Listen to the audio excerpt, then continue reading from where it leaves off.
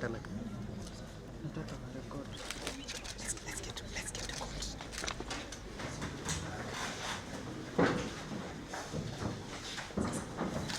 Wewe.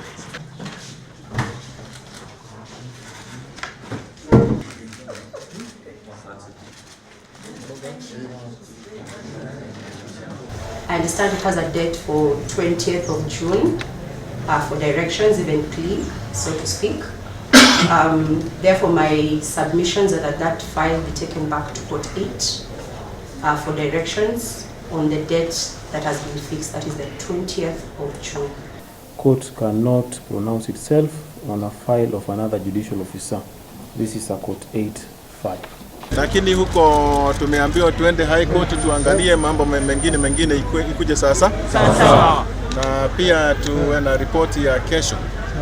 Report ya kesho huko Nairobi. We have cooperated fully with the police and we are continuing and we shall continue to cooperate. We'll be back. We have agreed and cooperated with others.